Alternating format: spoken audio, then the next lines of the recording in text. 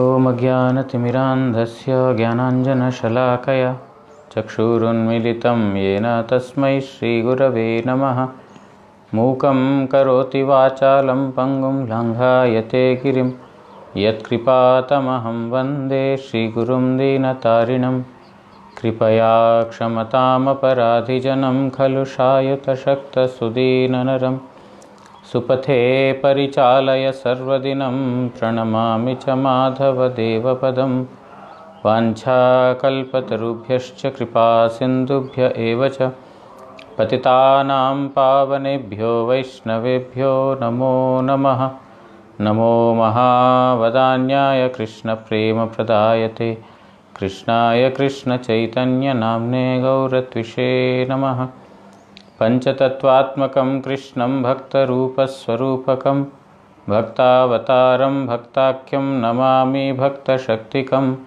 तप्तकाञ्चन गौराङ्गी राधे वृन्दावनेश्वरि वृषभानुसुते देवी प्रणमामि हरिप्रिये। हे कृष्णकरुणा सिन्धो दीनबन्धु जगत्पते गोपेश गोपिकान्त राधाकान्त नमोऽस्तु ते। भुजे सव्यवेणुं शिरसि शिखिपिच्छं कटितटे दुकूलं नेत्रान्ते सहचरकटाक्षं विदधते। सदा श्रीमद्वृन्दावनवसति लीलापरिचयो जगन्नाथस्वामी नयनपथगामी भवतु मे। वन्दे नन्दव्रजस्त्रीणां पादरेणुम् अभीक्ष्णशः यासां हरिकथोद्गीतं पुनाति भुवनत्रयम्। भक्त्या विहीन अपराधलक्षैक्षिप्ताश्च कामादितरङ्गमध्ये कृपामयी त्वां शरणं प्रपन्नवृन्दे नुमस्ते चरणारविन्दं। भूमौ स्वखलितपादानां भूमिरेव यवलम्बनं त्वय्यजातयपराधानां त्वमेव शरणं प्रभु। वागीशा यस्य वदने लक्ष्मीर्यस्या च वक्ष्यसि यस्यास्ति हृदये संवित्तं नृसिंहमहं भजे। श्रीकृष्णचैतन्य प्रभु नित्यानन्द श्री अद्वैत गदाधर श्रीवासादि गौरभक्तवृन्द। हरे कृष्ण कृष्ण कृष्ण हरे हरे हरे राम राम राम हरे हरे। नारायणं नमस्कृत्य नरं चैव नरोत्तमं देवीं सरस्वतीं व्यासं ततो जयमुदीरयेत्।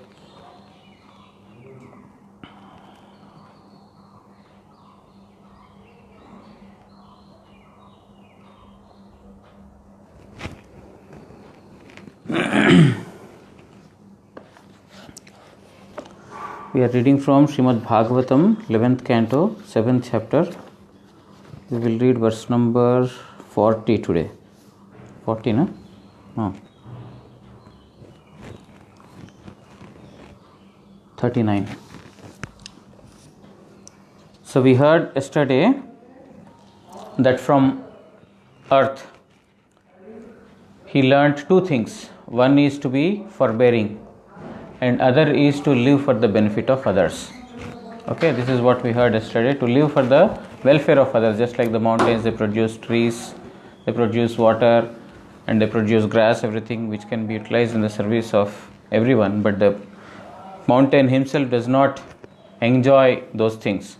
In a similar way, sadhu, his life is always meant for the welfare of others, never for his own benefit or his own enjoyment. Similarly, also we heard that just like the earth is forbearing, even though so many persons are walking over her, everything is by the will of the Supreme Lord. She considers it that way and then she is tolerant. In a similar way, sadhu, he thinks that whatever is coming to me is because of my own deeds in the past. Others can just be instrumental but not the cause. Therefore, thinking like this, he will forbear or be tolerant with all the things. So these are lessons that I have learned from earth. So now we will read verse number 39. Prana vrityaiva santushyon munirnai न एव इंद्रिय प्रियैः ज्ञानं यथा न नश्येत नावकीर्येत वात्मनः। प्राणवायु जे रूप रसादि विषयेर अपेक्षा व्यतीत जीवन रक्षार उपयोगी रूपे केवल मात्र आहार आदि लाभ करियाई प्रवाहित হয়, मनस्वी पुरुषो সেই रूप যাহাতে ज्ञान विनष्ट एवं वाक्य मन विक्षिप्त ना হয় तादृश जीविका मात्रेই संतुष्ट থাকিবেন, परंतु इंद्रिय समूहेर अभीष्ट वृत्ति सकल द्वारा संतुष्ट হইবেন না। So about the wind, what I have learnt from the wind, he is telling, just like the air, there is life air, everyone is breathing. The life air is not dependent on the enjoyment of the senses. Like the life air is purely dependent on the body, in the sense that whether ahar adi, whether food is properly supplied to the body or not, but whether enjoyment is being received for the senses or not, he is not considerate of that.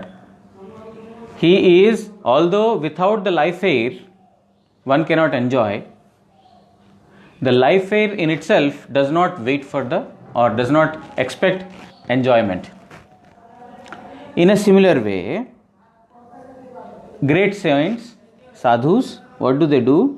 সেই রূপ যাহাতে জ্ঞান বিনষ্ট এবং বাক্য মন বিক্ষিপ্ত না হয় তাদৃশ জীবিকা মাত্রেই সন্তুষ্ট থাকবেন।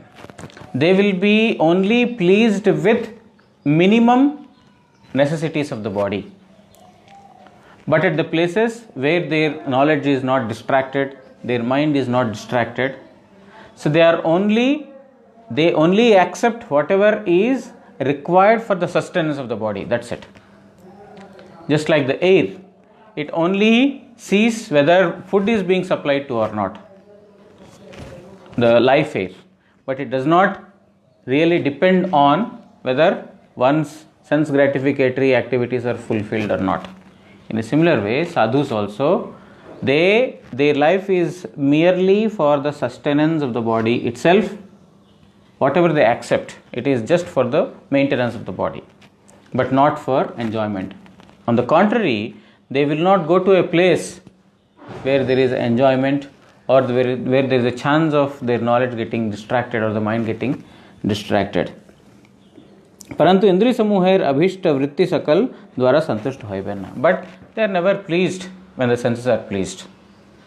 The sadhus, they are not pleased simply when the senses are pleased, but they are pleased at the place where there is no distraction of the mind and where there is no loss of intelligence, good intelligence. You see, everything depends on the association we have, the kind of food we accept. So the sadhus, they don't go to a place where they can get nice enjoyment of the foodstuffs or other sense gratificatory desires, but rather they are only interested at the place where there is minimum bodily necessities are fulfilled. They are satisfied with that. So from air, I have learned that, like, air does not depend upon the sense gratification, but it depends only on the presence of the life or not. In a similar way, the sadhu's existence is only with the bare minimum necessities of the body, but not with sense gratification. Srila Vishwanath Chakravarti Thakur writes in the commentary, वायु दुई प्रकार शरीर मध्यस्थित प्राणवायु ओ बहिर्जगतेर वायु. Wind is of two kinds. Two types of air is there. One is prana outside, and there is air inside. These are the two kinds of airs. So in this particular verse, it is being talked about the inner air or the life air, not the outer air. সেই প্রাণবায়ুর নিকট হইতে শিক্ষা কথা বলিতেছেন. So in this verse, what Avadhuta Brahmana has learned from the life air is being mentioned. प्राण केवल मात्र आहार आदि द्वारा ही संतुष्ट থাকিয়া सर्वदा कार्य करे. Life is purely dependent on food, not on sense gratificated desires, isn't it? If senses are not fulfilled, we are not going to live. It is not like that. But if proper food is not supplied, if proper basic necessities are not given, yes, but not on sense gratification. इंद्रियगण जेमन रूप रस आदि भिन्न भिन्न विषय भोग करे से रूप वायु अपेक्षा करे ना. The sense organs, they in fact depend on the life air, isn't it? The sense organs, they depend on the life air. If the life air is there, if life is there, then the senses can enjoy. But it's not the other way. It's not the other way. Means if there is enjoyment, but the life will stay, it is not like that. It's not dependent on the enjoyment. Enjoyment will stay on, is dependent on the life.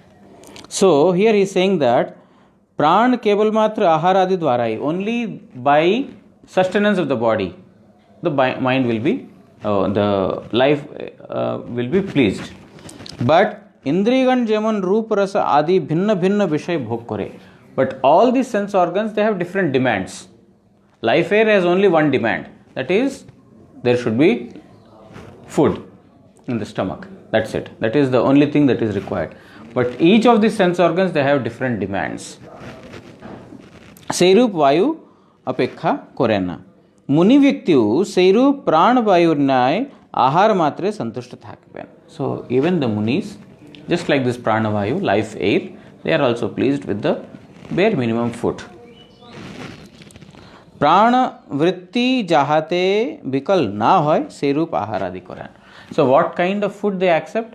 They accept such foodstuffs where their mind is not deviated from the real purpose.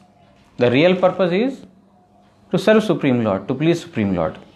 So they also accept the food by which their mind is not deviated from the real purpose of the human birth. आहार आदि ना करिले मन विकल হয় তাহাতে জ্ঞান নষ্ট হয়. On the other side, if one does not eat, if one does not take proper food, then also the mind will become weak, isn't it? Body strength is required for the mind to be stable. If body is not well, so at times we don't feel well, at times we feel weak. When such a thing happens, the mind is also weak. Hare Krishna Prabhuji. Mind is also weak, isn't it? So there are two sides of it. He will not go to a place where there is enjoyment. Also, he will not keep the life from, the body from hunger. So, in another sense, Rupa Goswami says two things. One is over enjoyment, or what is it called? Bhog, and other is Vairagya, detachment, which is Falgu Vairagya, unnecessary. Falgu means actually it is that which does not exist. Falgu, the actual meaning is doesn't exist. So, the two things, munis, rishis munis, or the devotees, you can say Mahatmas, they are not interested in over enjoyment, nor are they interested in completely, abstaining from eating food or drinking anything. Why? Because if the body is weak, then the mind becomes weak. When the mind becomes weak, then automatically the knowledge, you will always be in disturbed mood. When you are not well, your mind is not well, then you will be disturbed automatically. So the intelligence cannot be properly utilized in such a state. So he is telling that आहारादि ना करले मन विकल होय ताहाते ज्ञान नष्ट होय. If food is not properly supplied also, this thing will be knowledge will be lost because of the weakness of the mind. अतएव देह यात्रा निर्वाह कर्तव्य आर वाक्य मन जाहाते विक्षिप्त ना होय सेई रूप अतिशय रुक्ष और असंस्कृत आहार द्वारा वाक्य और मन विक्षिप्त होय. So he is telling, therefore, Rishis and Munis, they will just take care of the basic bodily needs. Excessive enjoyment will make them forgetful of the Supreme Lord. And no proper supply of the diet also makes them weak, and knowledge will be gone. अति स्निग्ध भोजन द्वारा आलस्य शुक्र आदि द्वारा वृद्धि द्वारा वाक्य ओ मनेर क्षोभ है. And by eating very little, some people they think that abstaining from food and water will purify them. Particularly in Russia, I have seen many people, they have this tendency, they don't eat, isn't it? So many people, even in devotees I am saying, say no, we don't eat. Why? Because we have to purify our body. That's what they say. And some devotees are running that campaign also, some devotees. So they do that, but actually it is not possible. It becomes, this is not the procedure that Mahaprabhu gave. Mahaprabhu and our Gurudev, we have seen, they have never adopted to that. Of course, if we can live by that standard, it is nice. But the thing is that once it becomes weak, the mind becomes weak, the body becomes weak, and the mind becomes weak. Suddenly, if you feel, when you are young, you can tolerate. But you have to see that this body is to be pulled on for some time. It needs to be engaged in the service. If at this age we are taking too many penances that will affect our body at a later point of time, then it is not smartness. So the Rishis and Munis, that is why it's called Yukta Vairagya. It's very difficult to follow Yukta Vairagya also. Yukta Vairagya means whatever is required. Yukta Aharasya, Yukta Viharasya.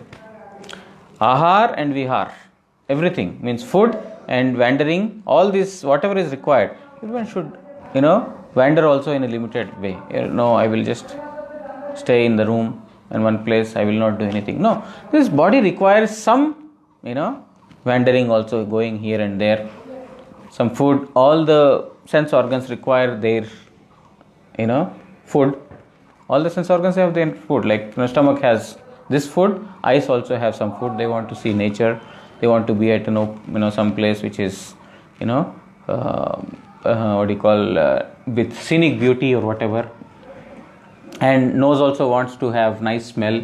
So all these things, whatever is minimum required for the body, they are to be supplied. That is called Yukta Vairagya.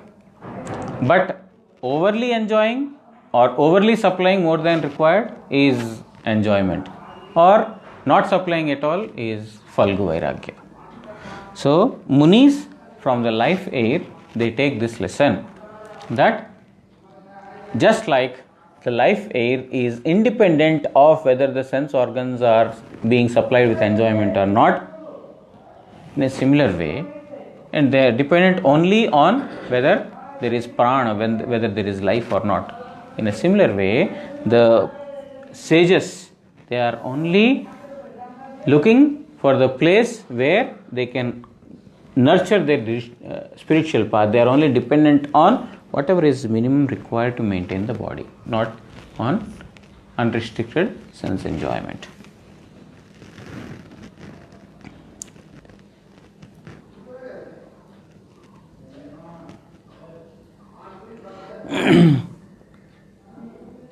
So Srila Prabhupada also in a similar way writes that there are two paths, Shreya Marga and Preya Marga.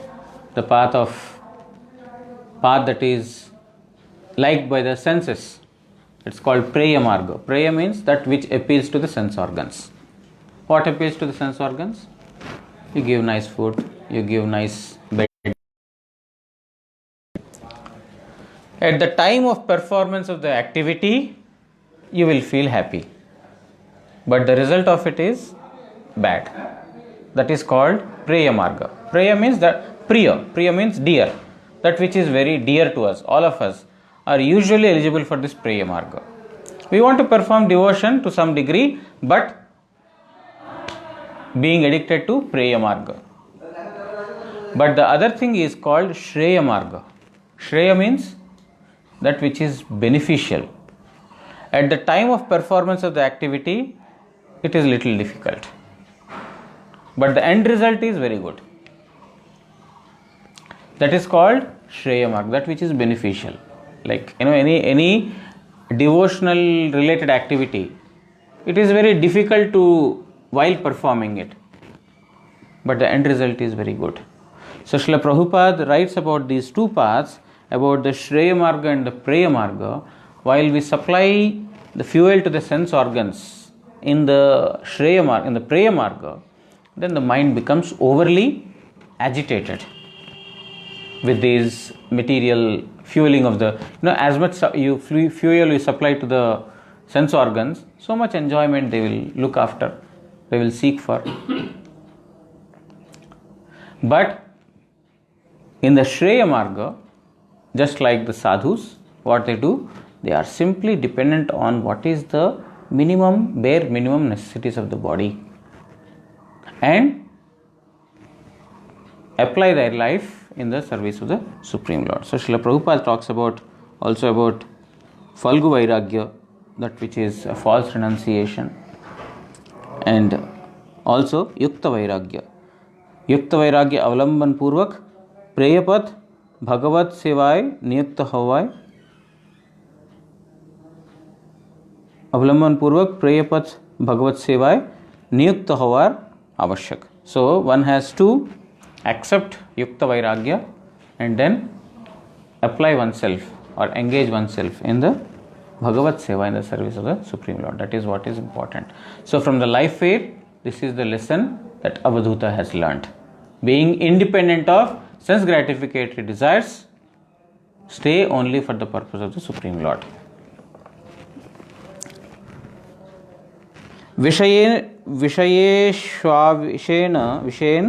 योगी नाना धर्मेषु सर्वतः गुणदोष व्यपेतात्मा न विसज्जेत वायुवत.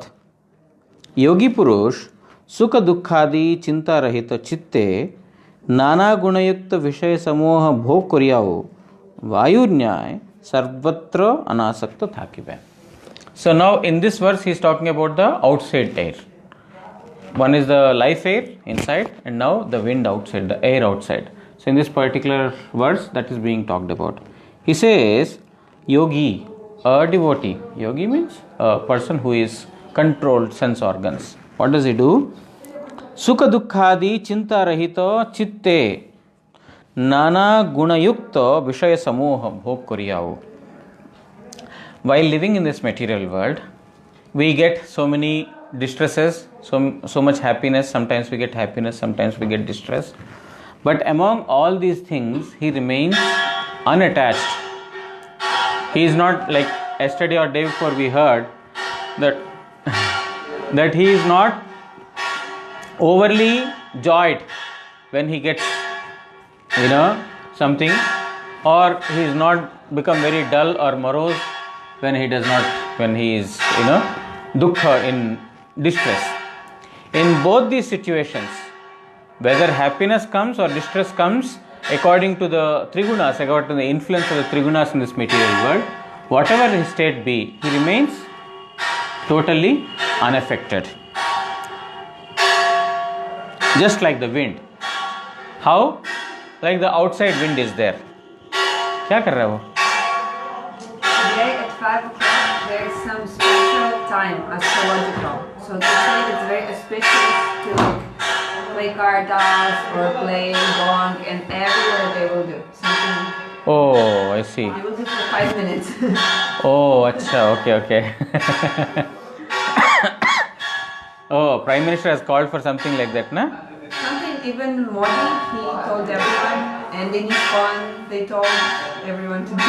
Oh, 5 minutes they have to play the... The idea was to do kirtan and play kartas among devotees. Oh, okay. Okay.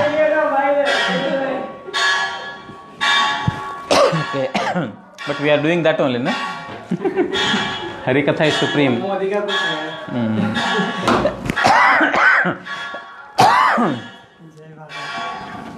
Okay, so let them play. You are able to hear me, right? No problem? Okay, so just like the wind, the wind is unaffected, isn't it? Just like the wind is traveling in a filthy place, a wind is traveling, is carrying the aroma also, isn't it? Wind is traveling everywhere, and if it is passing through a filthy place, it is carrying the bad aroma. If it is passing through a very fragrant place through the flowers, then it is bringing the nice aroma. But as such, wind is unaffected. He is carrying good wind, good aroma or bad aroma, but he is not affected by it. When the wind goes to some other place, he leaves the fragrance. He does not say, oh, this is so nice, let me carry it along with me all the way. You understand? So the wind is like that. According to the situation, whatever comes, he accepts it. When it is not there, he will not seek after it. In a similar way, yogis, if happiness comes or if distress comes, whatever it comes, they are not overly attached to that. Oh, if I do this, then I will get happier. Oh, if I go this way, then I will become morose. Therefore, I shall not go this way. If we get attached to those circumstances, then we try to get always good fruits. And then the result is, we always not get good fruits. Sometimes, many times we get bad fruits only, or bad, miseries, not happiness always. So, similarly, he is saying that, therefore, you should become anasakta, detached, just like the wind.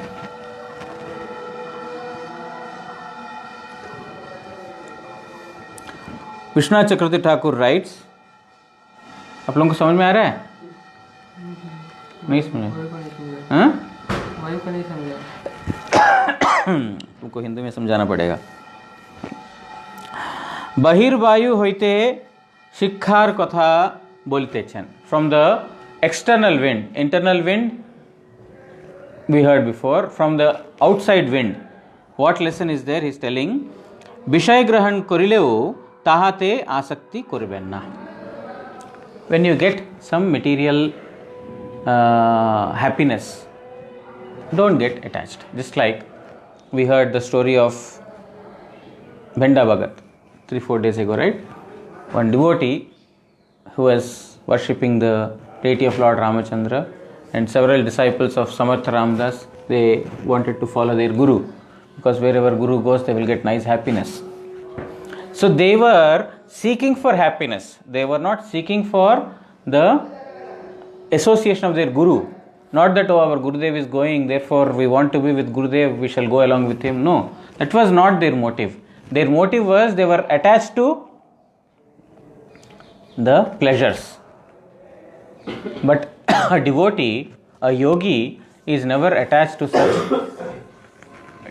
such material happiness or distress. তাহাতে আসক্তি করবেন না. নানা ধর্মযুক্ত অর্থাৎ লঘু গুরু উৎকর্ষ নিকৃষ্ট বিষয় সমূহে মনোনিবেশ করবেন না. So whether you are in, whether you get a very good result, or when you are in your lows, when you are in your highs, or when you are in your lows, or whether happiness or distress, whatever it is, in all states, don't entangle your mind in that. If you entangle your mind in that, just like if the wind is entangled to that, or attached to it, then he will only be carrying only good aroma. He will never want to go to other places. So, just like the wind is anasakta, is totally way, while living in this material world, all of us will get both happiness and distress, highs and lows in this world. Sometimes we will be praised, sometimes we will be blamed, sometimes we will be worshipped, sometimes we will be cursed, isn't it? All these things will come in this material world. Amidst all these circumstances, stay completely detached. যেমন বায়ু বদ্ধ গৃহে প্রবেশ করেন না. Now, wind is there. If you close the doors, then the wind will not enter. No, I like this place, please allow me inside. No. If he is not welcome, he will not enter. And Evam daha karye asakta hoy na. And while burning, something is burned to ashes. No, I will not help there. I don't like burning someone or something. No. He is not attached. Something or someone is getting burnt. No, I don't like that activity. No. He is not attached to anything. He is simply flowing everywhere, and whatever way one wants to use it, it can be used in that way. Sei roop Muni Vyakti Kono Karjai Asakta Hoiben na. In a similar way, the Munis are never attached to anything. They are simply living for one purpose only. Even amidst happiness, distress, praise or anything, they are always unattached. Because one thing is, if anyone is praising us, the root cause of our conditioning in this material world is we always want to listen to our praises, isn't it? We glorify ourselves, or we want to listen our own good qualities. Is the reason. The sound is basically the cause of our liberation, and the same sound is the cause of our deliverance, of our bondage also. That sound by which we want to become enjoyers will be the cause of bondage. That sound by which we want to listen about the glories of the supreme enjoyer, that will become the cause of liberation. But basically that is the cause. We are in this material world because we want to become the lords. We want to become the masters. When we want to become the masters and the lords, then we are hurled down into this material world. But if we want to constantly listen to the glories of Supreme Lord and His entourage, then we will be easily delivered. So here he is telling that in any state, don't be attached. Stay detached, just like the wind. He is simply carrying. He is doing his duty. Just like a postman. What is a postman doing? He is coming and delivering a letter to you. Now the letter says that you have won a lucky draw, let's say. Then you will embrace the postman and give him $1,000. Or if the letter says that it is sorry to inform that your mother has died, you will slap the postmaster. Will it happen like that? He is immaterial of it. His duty is to deliver the message. Whether good or bad, he is unaffected by it. Isn't it? His duty is only to deliver the message to you. That's it. But he is not overly joyed or depressed by getting such a message, delivering such a message to you. Oh, if I deliver this message, then he will be unhappy, therefore I shall stop this and burn it to ashes. No. So similarly, the wind is like that. He only carries.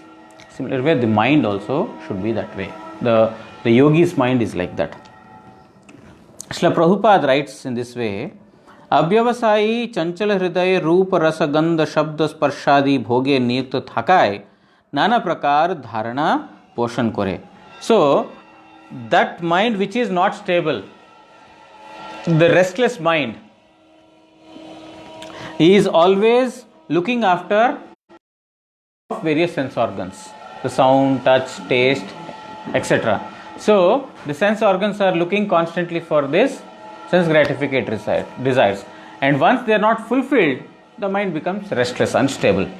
Oh, what should I do to get this pleasure? What should I do to get this pleasure? In such a state, Nana Prakar Dharana Poshan Kore, and he constantly, deliberates on what are the best ways to give happiness to his own senses.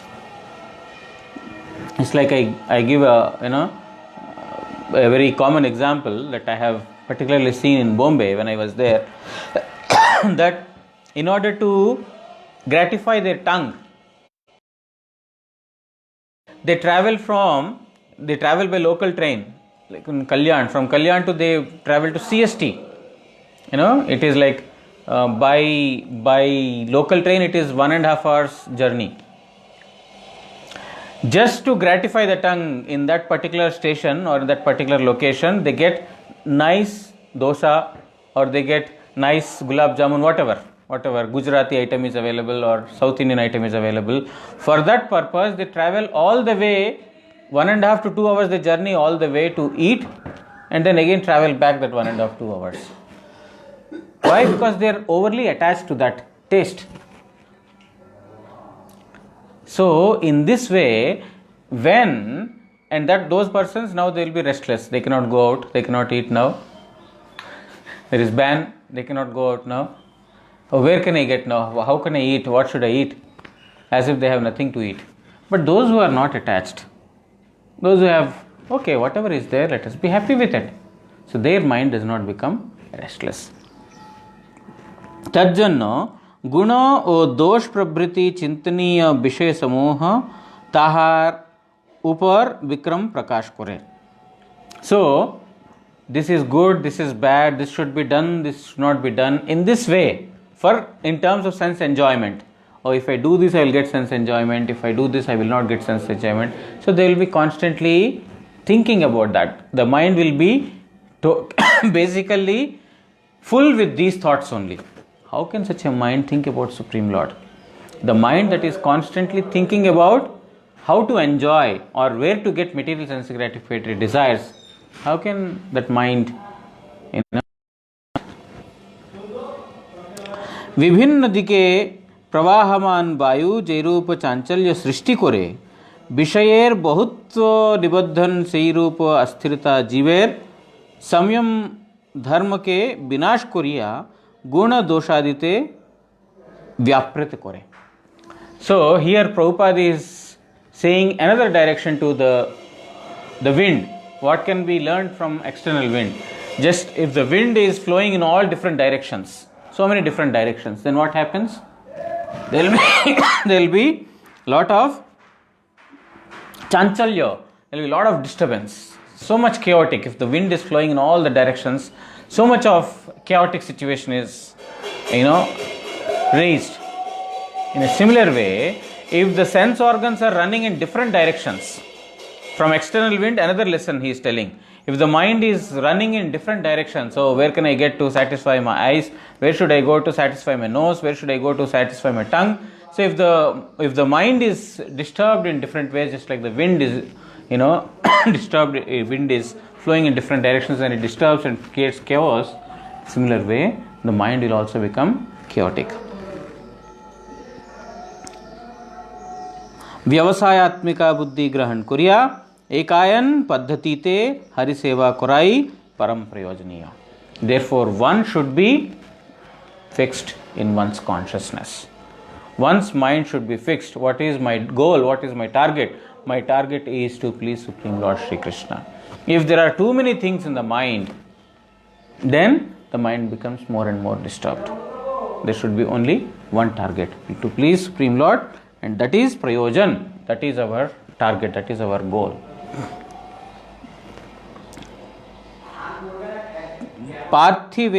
पार्थिवेष्विह देहेषु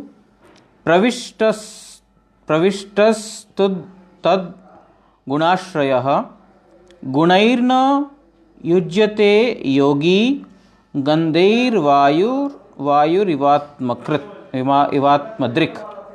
वायु जेरूप गंध द्वारा लिप्त होय ना आत्मतत्व योगी पुरुषो सेरूप पार्थिव देह समूहे प्रवेश एवं तदीय बाल्यादि धर्म सकल ग्रहण करियाऊ ताहाते आसक्त होना. So another lesson from wind he is telling. Just like wind is flowing and the wind is carrying aroma, some order the wind is carrying, but he is not attached to it. In a similar way, Atma Tattva Jnani, a person who is realized in the knowledge of the self, what does he do? Seirup parthiva deha samuhe pravesh evam tadiya balyadi dharma sakal grahan kuriyao. So that person, a person who has knowledge of the self, even though he is living inside the body, he lives inside the body, he stays as if he is aloof from it. Because he knows that he is the self. Just like wind is carrying both good and bad aromas, he is not attached by it. In a similar way, a person who is fixed in knowledge, knowledge of the self, he sees that, oh, I am inside this body, actually this body is not me. Whatever the body is experiencing, good or bad, is actually not my actual problem. Even though I am growing from infant to a child to youth to etc., I am not growing, I am the same person. But this body is undergoing transformation. Therefore, I shall not get attached to any of these things. You understand? So, he is not attached with the body and to the bodily needs also. Tahate asakta hanna. Shri Vishwanath Chakravarti Thakur writes in the commentary, Eirupa deha dharmeo anasakta hoibe oi vayu hoite shikha koribe. So, another lesson that one can learn from the wind is Deha dharmeo anasakta hoibe. Even in the activities of the body, one should be free from that, from those. Whatever activities the body is supposed to do, don't get overly attached to them also. Like in the Jaiva Dharma, it comes that there is Naimittik Dharma and there is also Nitya Dharma. Naimittik Dharma means the instrumental nature or duty, temporary duty. And Nitya Dharma is your permanent duty, eternal duty.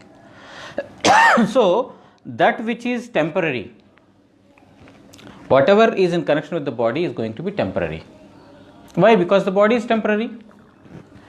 He very clearly describes in Jaiva Dharma. What is the meaning of Jaiva Dharma? Dharma of the Jiva is called Jaiva Dharma. Now, what is Jiva? Jiva is Atma, eternal principle. Therefore, Jaiva Dharma means eternal duty. If you define Jiva as some body or mind, then it becomes a temporary duty. But if you define the same, Jiva means a living principle. Living principle means that those activities which are in connection with the Atma, that is called Jaiva Dharma. The duty of the Atma, duty of the Jiva, or the nature. Dharma, he also defines as Dharma means nature. Some call as religion, but the true meaning is the nature. What is the nature of Atma? What is the nature of Atma? Is that it is an eternal servant of Supreme Lord Sri Krishna. That is the nature. That is the nature means that is the duty. He explains, like what is the nature of water? Like Nira Dharma. What is the nature of water? Nature of water is to be soft. Nature of water is to be cool. So, that is the nature of the water. Taralta, softness, flowing. That is the nature. But if it is artificially put in some, conditioned state, like in the fridge, water is put in the fridge, then it assumes the form of a ice. It becomes hard. But that is temporary dharma. Depending on what kind of situation you are put in, that becomes your temporary dharma. But what is the real dharma? Actual dharma is to be soft, water's nature. Stone, or as hard as ice or like vapor, water, it evaporates when you expose it to high temperatures. So, do you call it as water as a vapor that burns? When it becomes vapor, it burns. But that is not the property of water. That is the temporary nature that it has assumed because of the external conditions. In a similar way, we are Atma. The principle is we are Atma, but being temporarily put in a condition in material world, we assume those different temporary states, that which is called as Naimittik Dharma. The Naimittik Dharma, the temporary nature or the apparent nature of water is to be ice or to be vapor. But the real dharma is to be soft and to be free flowing. Similarly, Atma's eternal dharma is Sat Chit Ananda, always blissful, always knowledgeable, eternal. But when the same Atma, it becomes conditioned with the body. It's like here he is telling that the Atmagyanis, those who are knowledge realized in the self, they stay inside the body, but they are detached. They know that they are Atma, so they are detached. Whatever happens with the body happens. So they are situated in the eternal dharma. Whereas people like us, we think taking care of the body, taking care of the bodily needs, and taking care of those who are in connection with the body to be our dharma, to be our nature, or to be our duty. But it is not true.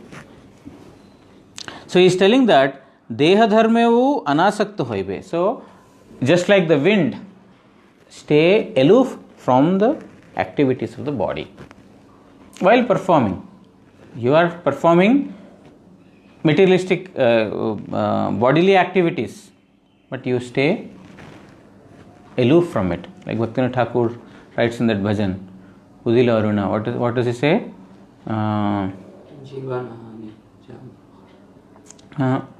He says, what is that line? You thako hapana kaje, namashraya kari, jatan tumi thako hapana kaje. He is telling that you continue performing your day-to-day things. Thako hapana kaje means you continue performing your day-to-day activities. But namashraya kari, jatan tumi. But what is to be done principally? Mainly you have to do namashraya. Take shelter of the holy name, chant the holy name, but continue doing your day-to-day activities. Don't attach yourself to those activities. Attach yourself to Krishna Nam. That is more important. But what we do is, we are chanting, but we are getting attached to material things. We do just the opposite. But we have to do your day-to-day activities. He is not saying stop everything. Do, but attach yourself to the holy name.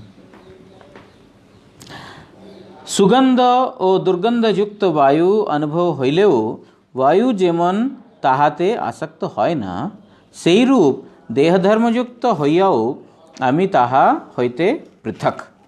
So just like wind sometimes gets entangled with good smell, sometimes with the bad smell, but still he does not get affected by it. In a similar way, even though we are temporarily bound by the deha dharma for the bodily needs or the apparent nature, one is the real nature and other is the apparent nature. Apparent nature is the nature of the body. Sometimes we may have to take care of the apparent nature, but don't get attached to that. The thing is that if we get attached to it, then it's a problem. Not performing is not what is being said. You can perform, but don't get attached to it. That is very important. When Mahaprabhu tells to Raghunath Das Goswami, Ghar jao, na ho batul. Go back to your house, don't become mad. Vishaya bhunjo anasakta hoya. He is telling that you accept whatever is required to the body, anasakta hoya, without staying detached to them. You eat. He is not saying don't eat. You perform other bodily activities. He is not saying don't perform other, but anasakta hoya. Without attachment to them, you perform your day-to-day things. In Chaitanya Charitamrita, we will get those instructions. Mahaprabhu tells to Raghunath Das Goswami when he leaves house and he comes to Mahaprabhu, and he instructs, no, sthira ho, na ho, batul, be stable, go back to your house. And he says that markata vairagya na kari ho, loka dikhaiya. Don't become, fickle-minded. Don't exhibit renunciation in order to show to others. You make your mind steady. If you practice detachment, outwardly, bahire loka vyavahar, antare nishtha. Very nice instructions that Mahaprabhu gives to Raghunath Das Goswami. Bahire loka vyavahar, antare nishtha. Your faith towards the object of worship, you maintain it inwardly. But externally, your behavior with everyone should be normal. Not like, oh, you are such a celebrated person, you have become a great devotee and he is such a fool or rascal or idiot. Don't behave like that. Behave normally with everyone, but bhitare nishtha. You should have that faith inwardly. Krame krame Krishna tare bhavakul. Slowly, if you practice this, very soon Krishna will deliver you from this material clutches. Mahaprabhu instructs to Raghunath Das Goswami in this way. So the point is, we have to practice detachment inwardly, but we exhibit outside. We show so much of renunciation just to get, false prestige, name and fame, but inwardly nothing. Inwardly nothing, but outwardly we show so much. But Mahaprabhu is telling just the opposite. Sthira ho na ho batul. Don't become mad. Don't behave crazy. Don't exhibit markata vairagya, monkey's renunciation. You perform activities externally, you behave normally, but inwardly you practice detachment. So that is the activity of a pure devotee or Atmagyani, a person who is realized in the knowledge of the self. এই ভাবে যোগী দেহধর্মে আসক্ত হইবেন না. So in this way, yogi, a person who is aloof from this, he is not attached to the activities of the body. দেহ হইতে আত্মাকে সর্বদা পৃথক রূপে জানিবেন. Therefore, always understand the Atma to be different from the body. They are two different things. Srila Prabhupada writes in the commentary, যাহারা দেহ ও মনের ক্ষণভঙ্গুরতা ও ভগবত বৈমুখ্যে লক্ষ্য করতে সমর্থ তাহারাই আত্মদর্শী যোগী. Those who can realize that the mind and body are temporary and that such and such situations are making them averse to Supreme Lord Sri Krishna.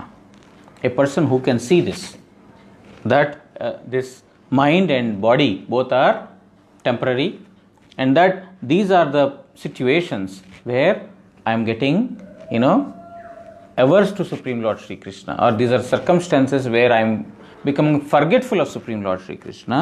Such persons are called Atmadarshi Yogi. Such persons are called the realizers of the self. Only they can, or in other words, only a self-realized person can see that body and the mind are temporary, and these are the activities that are making me forgetful of the Supreme Lord. Only Atmadarshi, a person who can see the self, can understand this. त्रिगुण ताड़ना क्रमे ताहारा संसारे प्रविष्ट होइया देहाराम ओ मनोअभिराम क्रिया समूहे लिप्त होना. So those persons, those who have knowledge of the self, they are not under the grip of the threefold material modes, three modes of material. They are not under the grip of the three modes of material nature, and therefore they are not looking for those activities where their mind and their body is at peace. They are not looking after those things. They are established in the knowledge of the self, so they are not seeking for the comforts of the body and the mind.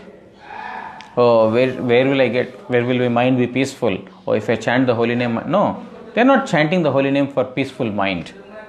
They are chanting the holy name for the pleasure of the Supreme Lord, for the pleasure of Sri Guru, but not for peace of mind. When I was in Bangalore, I was working those days in Bangalore. One of my friend's friend, he came, and because he did not get any job, so he was looking for job in Bangalore, so he stayed in our house. So he told us, Prabhu, I am not getting sleep. I have taken so many medicines, I have done so many things, but I am not getting sleep. Please tell me something by which I can get sleep. So my other friend, whose friend was that person, he told, you chant the holy name. So that person started chanting the holy name. One day he chanted, he got a very nice sleep. The next day also he chanted, he got very nice sleep. So subsequently he told, oh, this is very nice. I will chant because I am getting sleep. He thought the sleep or Harinam to be a medicine for sleep. And then he continued for some time. But then when he got a job and his mind was more peaceful, relaxed, now he can get sleep without chanting the holy name, he stopped. Because he has no attachment to the holy name.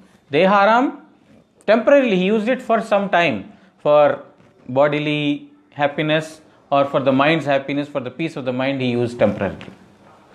But not with the knowledge that this has to be performed for the service of the Lord. So if that is our motive, to please Guru or to please Supreme Lord, then we will continue this process. But if it is mind's peace or body's peace, then just like it is temporary, that will also become temporary. वायु जे रूप गंध वहन करे मात्र गंध कर्तक बाध्य होइया निज धर्म परित्याग करे ना तद्रूप आत्मा स्थूल और सूक्ष्म देहेर पारिपार्श्विक विषय समूह लिप्त ना होइया अनासक्त भावे विषयादि ग्रहण पूर्वक भगवत सेवा तत्पर थाकेन. So just like the wind, even though it is carrying the good or the bad order, he does not give up his nature. In a similar way, Atma, even though he is staying inside the body, he does not give up the nature. His original nature, true nature, is to be a servant of Supreme Lord Sri Krishna. Therefore, that will remain. Whether whatever body he gets, whatever kind of environment he gets, just like Prahlad Maharaj, he did not get any congenial environment. So whatever kind of environment one gets, whatever kind of birth one gets, immaterial of all that, Atma remains completely aloof. Just like the wind stays aloof from good and bad smell, Atma stays aloof from all these things. Oh, time is up. Okay, so I think this is about wind, I hope. Yeah, next is about sky. So these are the 3 verses about the wind that we heard today. Tomorrow I will give a little summary before we start the next one. So we read verse number 39, 40, 41. ग्रंथराज Shrimad Bhagavat Mahapuran की जय. श्री कृष्ण द्वैपायन वेद व्यास महा